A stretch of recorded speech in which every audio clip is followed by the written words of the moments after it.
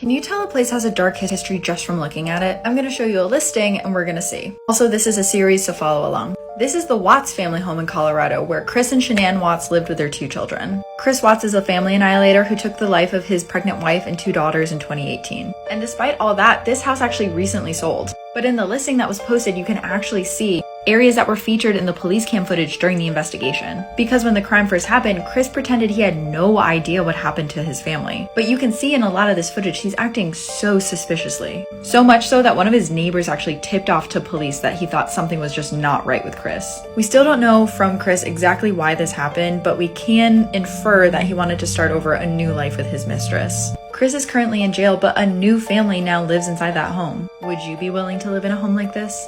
This Polish woman is claiming to be the missing Madeleine McCann, but did you know there's age progression photos done of Madeleine that could help us know what she would look like today? In 2007, Madeleine was taken from her family's bedroom while they were on vacation in Portugal. And immediately the parents came under fire because they did leave the kids asleep in the apartment by themselves while they went to dinner with friends. This is the official age progressed photo of Madeleine to age 9, and this is the woman who's now claiming that she is Madeleine. And this woman does have some of Madeleine's signature features. Here you can see a black speck that looks like a pupil in Madeleine's eye, which is something they both share. She's also claiming that she has a lot of missing memories from childhood, but the eye speck does seem to be her most convincing argument. But German prosecutors actually believe that Madeleine is no longer alive. And 2 people believe they saw this man carrying a small girl towards the beach around the time that Madeleine's parents first noticed that she was missing. But that being said, it's not completely impossible that she would be alive today.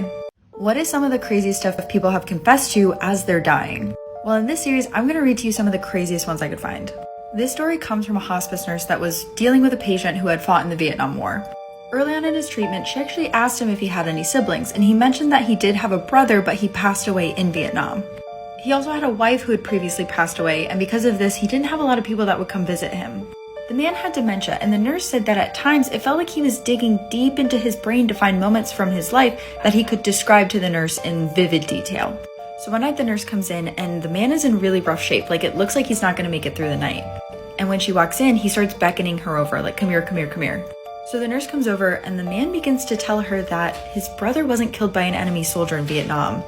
He had actually killed his brother. And not only that, but these men were twins. So when the brother died, the other one fully assumed his identity when he came back to the States. Meaning that when he came back from the war, he took his brother's entire life, including his wife.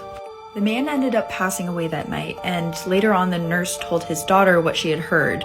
And the daughter did not believe her at all, but then years later, she finds a handwritten confession from her father stuffed in a Bible. What are some of the craziest things that people have confessed to at the end of their lives? Well, in this series, I'm going to show you some of the wildest stories I found. And I cover all sorts of spooky and true crime stuff on this page, so make sure you follow along. So this story comes from a woman who was helping her mother at the end of her mother's life. The woman actually lived in Europe, but her mom lived in China, so when she got the call that her mother wasn't doing very well, she made the long journey all the way back.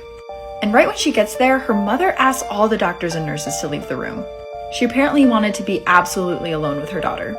So the daughter's like, "What's up? Are you okay?" And the mom tells her she knows she doesn't have a lot of time left, so there's something she really wants to tell her. Her mother proceeds to tell her that she's not actually her biological mother. And obviously this comes as like a huge shock to the daughter, but it's nothing compared to what came next. The mother proceeds to tell her that when she was younger, she really wanted to have her own kids, but unfortunately she just wasn't able to get pregnant. And not only that, but she didn't have a lot of money, so going through an adoption agency wasn't necessarily an option. So she actually bought the daughter off the black market for adopted children in China. Meaning she didn't know if the daughter's adopted parents gave her up willingly, or if someone had taken her to put her on the black market. The mother actually passed away just shortly after that, and we haven't gotten any update from the poster if she got any more information on her biological family. Have you ever wondered how accurate police sketches are? I'm going to show you a police sketch from the Alec Murdaugh case, and we're going to see. And I cover all sorts of spooky and true crime stuff on this page, so follow along. This is a sketch of the man that Alec Murdaugh claimed shot him on September 4th, 2021. And for those that don't know, Alec Murdaugh is on trial right now for the summer 2021 slaying of his wife and son. Alec claimed that he wasn't home at the time that his wife and child were murdered, but a Snapchat taken by his son just 5 minutes before his death proved that Alec was at the scene of the crime. And just a few months after the murders, Alec said that he had pulled his car over on the side of the road when this man pulled up and shot him. But this man doesn't exist. Alec completely fabricated the description of the man for police. Alec was actually shot, but what happened was he hired this man to do it. And the reasoning behind it is wild. Alec claimed that he couldn't handle the loss of his wife and son, so he hired this man to take his life. And that way too, if he lost his life, his other son would get the $10 million life insurance policy on him. But Alec had been writing that man checks for small amounts for the months leading up to the event. That man was a handyman on the Murdaugh property, but what Alec was trying to do, it's believed, was make him look like he was Alec's drug dealer. And that way, if he shot Alec, it would also look like that was the man that shot his wife and son. So we'll never know how accurate the police sketch is because this man is not real. But if you're following the case, what do you think? What are some of the craziest things people have confessed to at the end of their lives? In this series, I'm sharing some of the craziest ones I found. And I cover all sorts of spooky and true crime stuff, so follow along. So in 2004, Geraldine Kelly was dying of cancer. Her daughter was there by her side, but this was particularly hard on her daughter, because her father, Geraldine's husband, had passed away in a motor vehicle accident years prior. Or at least that's what Geraldine had told everyone. A few days before Geraldine passed away, she tells her daughter that she lied about how her husband died. He didn't die in an accident. Geraldine had killed him. And not only that, but she was keeping his body in a freezer in a storage unit. So her daughter calls the police right away, and sure enough, he's in an unplugged freezer that was taped shut. Geraldine claimed that she had been a victim of abuse, but she passed away a few days later along with any information she had on this case. Have you heard about this foreign streaming service that people are claiming is like the darkest? I don't know about you, but the scariest TV shows and movies are almost always foreign. And I recently found this Nordic streaming service that was not available in the US. But now it is, and it has some true crime stories that have been like keeping me up at night. Like the story of Lisa Holm, who was a teenager in Sweden working at a cafe when she never made it home one night. She had just texted her father that she was heading home on her moped, but when she never showed up that night, he actually drove to her work and found that her moped was still in the parking lot with the keys in the ignition. And no one inside had seen what happened to her between the entrance to the cafe and her moped. And then when the police are called, they start finding some of her belongings, leading them like breadcrumbs to this shed up here. And that's where they ultimately find Lisa's body crammed into a locker. And this is the crazy part, but beforehand, there was a guy in the search party looking for Lisa who was telling volunteers beforehand to not look in this specific shed. So the police think that there's something weird with this guy, so they bring him in for questioning, and during the investigation, they find thousands of images and videos on his computer of like extreme violence against women. His name was Nurgis Belavicius, and he was eventually convicted of Lisa's murder. And this was actually an episode in Crime Scene Sweden, which is a show about murders that just wrecked the country. There's tons of other shows I haven't heard of that I'm actually really digging, so I'm gonna include a link in my bio for you to check it out and let me know what you watch. You have to be careful picking up stuff off the ground. So in the early 1960s, a family of 4 moved into a house in Mexico City. And one day the 10-year-old son is playing out in the yard when he sees something small and shiny on the ground. He doesn't really think anything of it, he just picks it up and puts it in his left pant pocket. But then over the next couple days, the boy starts getting sicker and sicker, and the skin on his left side near his pocket is starting to burn. His mom finds the capsule on him and ends up putting it in a kitchen cabinet with a bunch of other glasses. But over time, the glasses start all turning black. Not only that, but the fingernails of everyone in the family also start turning black. The boy and his family start getting sicker and sicker until one by one, most of the family dies. And this all started happening when the capsule came into the house. So what was the thing the boy found on the ground? It was a stray capsule of cobalt-60, which is incredibly radioactive, similar to what fell off a truck in Australia in January. If you want to hear more terrifying stories of radiation, you can check them out on the podcast this week. A woman who was missing for 30 years was just found alive in Puerto Rico. So Patricia Kopta vanished without a trace from her home in Pennsylvania in 1992. The situation surrounding her disappearance was a little strange and scary because Patricia's mental health had been getting worse and worse over the years. So when she disappeared, the police told her younger sister and husband that they thought she left on her own accord and basically closed the case. They thought that she would maybe come back, but then 30 years went by with no phone calls and no contact. Everyone in her life had assumed she passed away. But recently, an 83-year-old woman in an elderly home in Puerto Rico started opening up to a nurse for the first time. The woman had been diagnosed with dementia and started bringing up things in her life that she had never spoken about before. This alarmed one of the nurses at the facility, who contacted authorities to get a DNA test because she started believing that this woman was a missing woman from the United States. And sure enough, it was Patricia. She had never told anyone about her previous life and had never contacted her family. Her husband and sister were contacted because they're still alive and they were shocked.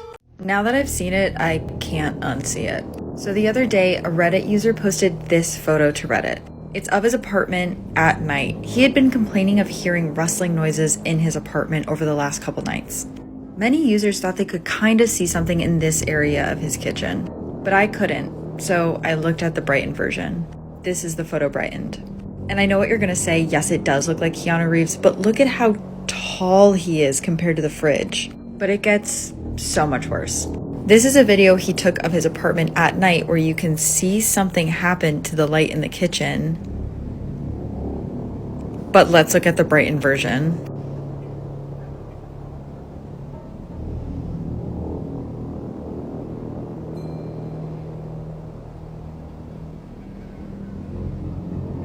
Yes, it's terrifying, but is it a ghost? What are some of the craziest things people have confessed to at the end of their lives? Well, in this series, I'm sharing some of the wildest ones I found. And I cover lots of spooky and true crime stuff on this page, so follow along. This one comes from a man whose uncle was in a really devastating car accident. He had sustained life-threatening injuries and the EMTs knew they had to act fast. Apparently, the uncle knew things were not looking well, so he beckoned the EMT closer. He had something he wanted to say. And so the EMT leans in really close and the uncle says, "Tell my wife Wendy is my daughter." So who is Wendy? Well, apparently Wendy was the neighbor's 4-year-old daughter. The man did end up passing away from his injuries and the word did get to Wendy's family. The parents divorced, but apparently the poster writes that the legal dad is still very much a part of Wendy's life. I think I would have taken that secret with me. And if you've been enjoying this series, you'll love the full podcast episode I did on them. Did you hear that AI may have found alien communication? So there's an organization called SETI that collects data on radio transmissions that are coming into Earth's atmosphere. They're looking for non-Earth-based techno-signatures that they believe could come from extraterrestrials. But over the last few decades, they haven't really found much. There's no doubt that these radio transmissions exist, but a lot of them are just coming from stars as they pulsate, and a lot of the transmissions just kind of get jumbled up with the radio transmissions that are coming from Earth. But recently, they implemented AI to sort through the data and to clean it up, and the AI found something. The AI found 8 techno-signatures hidden in the radio transmissions that it believes could be from extraterrestrials. Right now, it's not exactly clear what these techno-signatures are, if it's alien tech or if it's aliens trying to communicate with us. But researchers are saying that the best case scenario is that these transmissions contain information on alien civilizations. What are some of the strangest ways that police have tried to catch a killer? Well, in 1860, the body of 3-year-old Seville Kent was found at the bottom of an outhouse.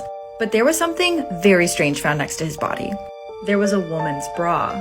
So police decided that they were going to make all of the women that lived inside the Kent estate try on the bra and then convict the woman who it fit best. And even stranger than that was who fit into the bra. It was the boy's nanny. The whole story is full of so many twists and turns and juicy gossip that I had to cover the whole thing on the podcast this week. It's maybe the only time a woman's gone on trial for the fit of a bra.